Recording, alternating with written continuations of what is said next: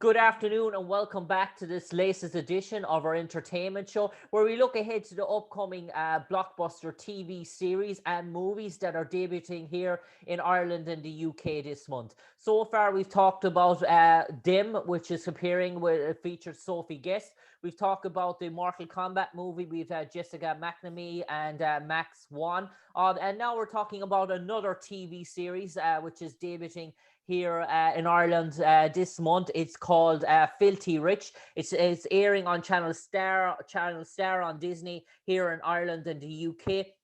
And one of the stars of the show is the one and only Melia Kreiling, and she plays the character Ginger Sweet. Melia, first of all, I'm a bit envious looking at your background because it looks like a wonderful day there in sunny California, and you have to be stuck in what appears to be inside talking to me. It must be one of those sort of unsavory aspects of the job of being an actress. Well, actually, I have a lot of Irish friends, so I was looking forward to this interview, and so I actually brought you outside, and I don't mean to rub it in. It really is very, very pretty and sunny.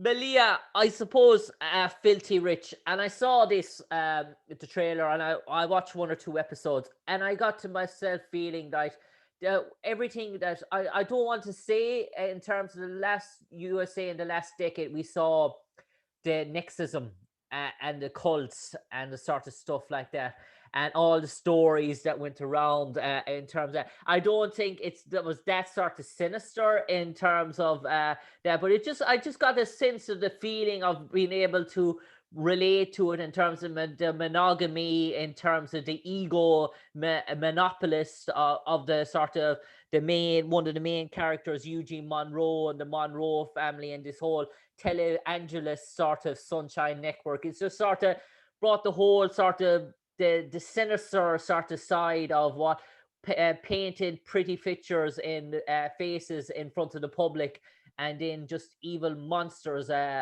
behind the closed doors. So what's the question? Yeah, I was just saying, Melia, in terms of looking at it, in terms of the cult sort of aspect, was that something that you sort of grasped on straight away? Yeah, I hear. Yeah, it's a very tricky thing to talk about it in that way, especially because I live in a country, and I work in a country that is it is a very religious place, and so it's tricky for me to. I'm not a religious person. I am spiritual, and I'm very accepting of people's religions, but it is tricky for me being in a show like this where I get asked a lot about things like this. There are aspects, for sure. There are aspects of cultism in all religions, I think, if you take them to extremes. I don't think that our show was about that specifically. It is about a very specific part of the country that is religious in a very specific way, which is this televangelist way, which is incredibly showbiz-like. I didn't realize that this was true until I started really researching it. But yeah, these mega churches and these televised churches are absolutely a part of the fabric of America. And it's very strange coming from the outside in to figure out how this works. And it definitely makes for really good entertainment once you start to dissect it and go into like the bits and pieces of the characters. I don't know if that answers your question. It does. It does in a way. It does in a way. I'll take that. And Melia, it's important to note that you work alongside Kim Cattrall, and everyone sort of associates Kim Cattrall with Sex and the City and a sort of thing. And it's great to see her in a sort of a new sort of a twist, a different sort of an outbreak, and really show the great acting ability of what is a fantastic sort of actress. She really sort of shines in that Margaret Monroe sort of thing, because for so long, Kim has been sort of labelled in that sort of the Sex and the City sort of role, and trying to shake that off in terms of that sort of label. It's a very hard thing as an actor. You just think of Jim Parsons, the Sheldon Cooper sort of thing, trying to shake off that sort of a label. But she really shines in this, I feel. Absolutely. I mean, when I went in as well, I was thinking of Kim Cattrall as Samantha, as if it was one name. And then suddenly from the very first read through, I was like, holy moly, she is fantastic. And I think you're absolutely right. She does shake off Samantha completely from the sort of perception that I would have had of her. I mean, by the way, what a great character to be to have played for that long. I could only dream of having a character like Samantha. But yeah, she just comes in and just kind of blows you away with how suddenly like she just switches over to a completely different side of what being a woman means. Yeah, she's wonderful in the show. She really is. She's delicious, as we like to say. And Melia, just talking about your own character, Ginger Sweet, and let's say in terms of how you sort of came about, was a big surprise to the sort of Monroe family in terms of revelations of Eugene and his sort of play-by days and play-by sort of adventures that he was up to. But you and two other sort of siblings, a stepbrother and a stepsister, sort of come on the show and sort of rock the sort of Monroe world in terms of they're dealing with sort of one tragedy, losing their husband and father, and all of a sudden then this sort of bombshell explodes and people just start to think straight off that it's you're money mad and sort of driven for the exclusive rights for the empire, the Sunshine Network empire, as I say. Yeah. My character definitely comes in guns blazing and asking for the money. For me, what was really interesting was, Ginger isn't my character. Ginger really plays the money card. She wants everyone to believe that it's just about the money for her, and it was very interesting to play a character who voluntarily sort of shouts from the rooftops, "Give me the money." But what's interesting is very quickly you realize there's so much more. There's such a different motivation for her underneath what she has chosen to tell people, and that is that's acceptance and recognition. Because Ginger, unlike the two other half siblings, knew that was her father. She grew up knowing about it, and I think it's cost her a lot to grow up really poor in a very difficult environment in the nightlife of Las Vegas, where she's been sexualized and she's been using her sexuality to make money and survive, knowing that she could have at any point, someone could have said, "Hey, actually, we have a little bit of cash here from your father, and would you like some?" And no one ever did. And I think she carries a lot of anger and bitterness and resentment, and also just like a sad little girl who never had a dad to come and help her out. But for me, it's interesting that Ginger doesn't want to play the pity card at all, and she would rather be seen as a villain. She would rather be seen as a money grabbing whore, for a word we use in the show a lot, rather than show her vulnerability and show that she was upset that she had been left out and upset that she'd been neglected. So for me, that's interesting. And in terms of the sort of the family business, in terms of the Sunshine Network, you see from the off that she's sort of no real interest in terms of that. As you said, it's about the money, and she's sort of haunted by her demons. So it's no really, in terms of the legacy of the Sunshine Network, in terms of the running of that doesn't really appeal to her at all, as I say. It's just a get rich and get rich quick. Well, I think initially, when first arrives to meet the family, initially you're absolutely right. That's exactly what it is. She wants to take the money and get out of there. But that's where good writing comes into play, where they've, they've set up this very strong, feisty young girl, Ginger, and this super strong, glorious matriarch of the family, played by Kim Cattrall. And, you know, Kim's character won't allow for Ginger to just take the money and leave, or won't allow them to take the money that they're actually owed. And so that's where Ginger is like, hang on a second, this is not cool. I was going to come here, take my money, leave you all be, and not rock the boat. But actually, you're making life hard for me. I'm going to step it up here. And so that's when she starts to become interested in the family business and what that means and how much more money could she actually make out of all of this. So yeah, the motivations shift all the time in the show throughout. And Melia, I noticed there that this is produced by the same producer that produced the fantastic series Empire as well. It's a sort of same sort of producers. And in terms of working with the directors and the producers, did you see their vision? And was that displayed to you straight off the bat when you were cast in the role? And was it a rigorous audition process, or was it by luck or by fate? Or is there a good sort of story behind it as well, just out of curiosity?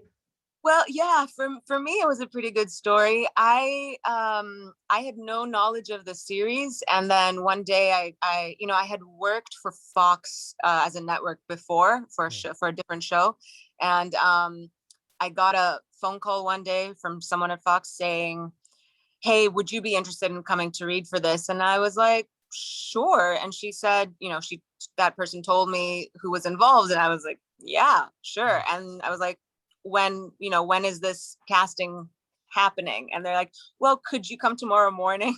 Meantime, it was like 9 p.m. So I was like, okay. And I went in, and I got cast a day later, and I had to fly down to New Orleans 3 days later. So I think I was maybe the second to last series regular that was cast on the show. We started shooting immediately after. But so I didn't have time to have any lengthy discussions about what the show was going to be, but I looked very carefully at everyone involved. And as soon as you see Tate Taylor's name attached as a director and a creator, it's, you've seen his work, and the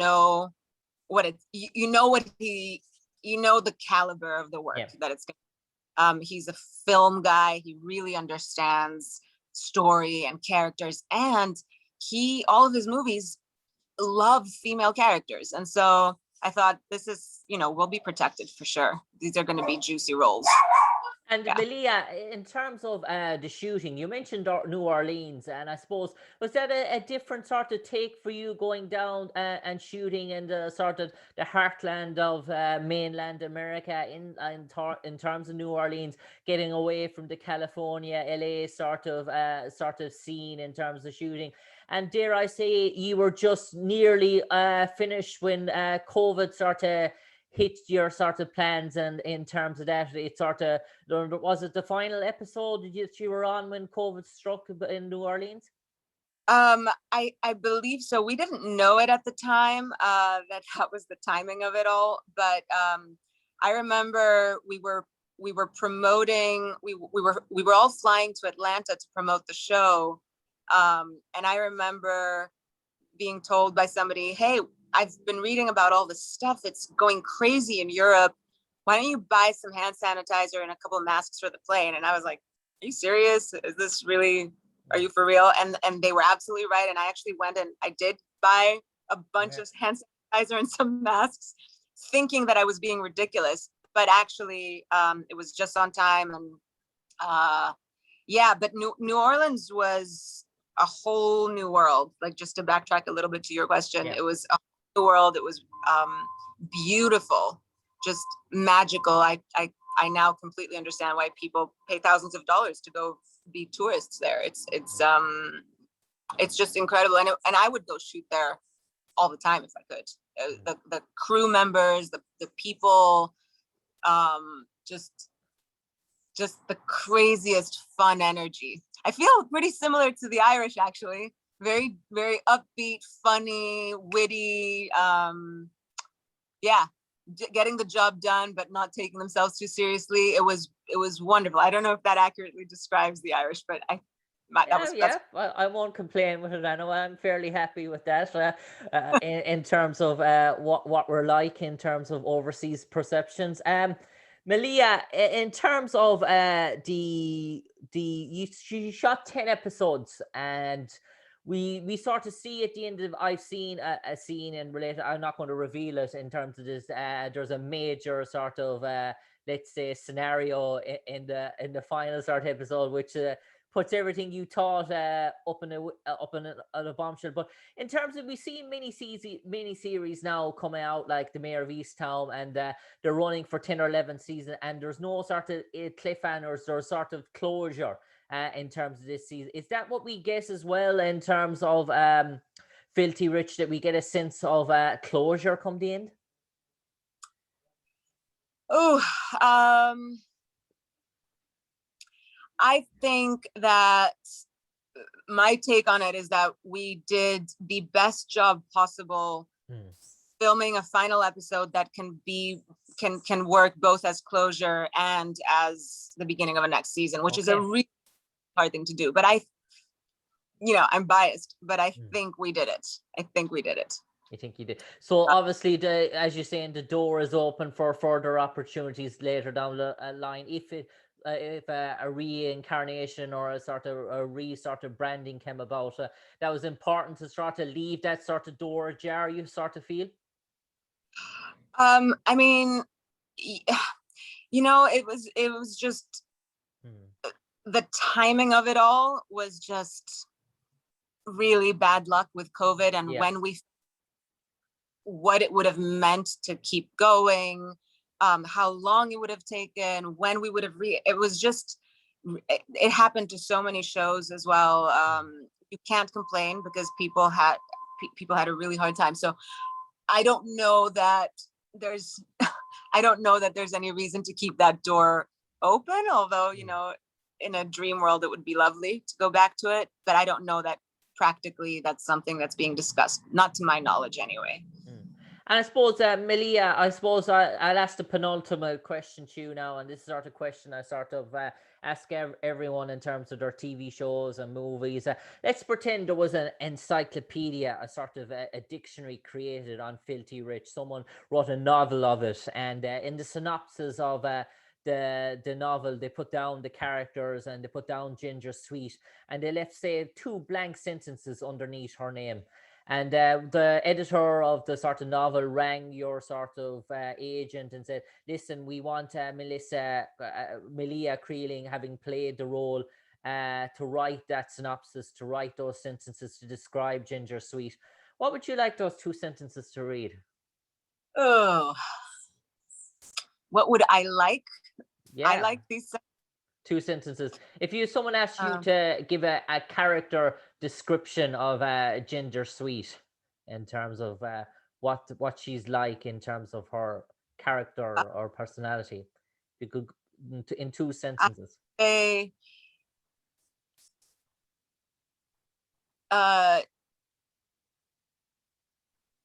Ginger Sweet is a book that should not be judged by its cover. Okay. And simultaneously,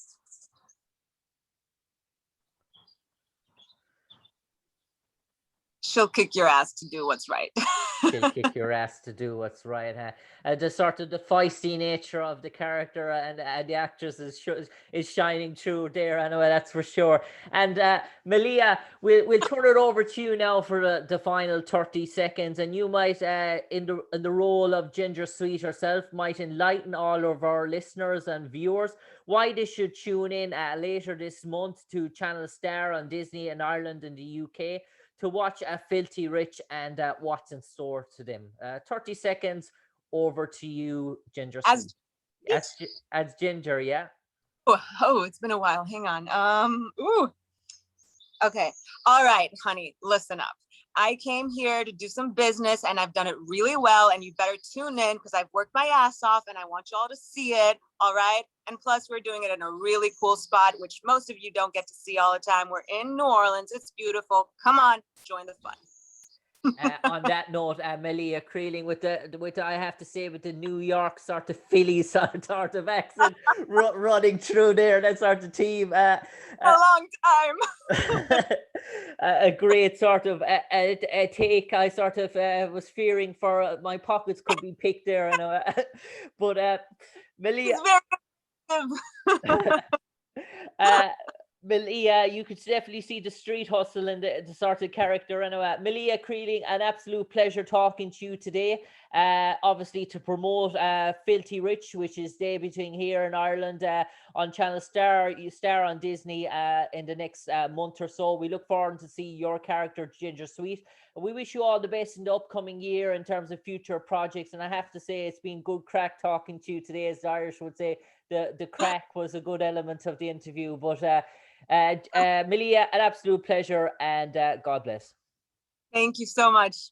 Yes.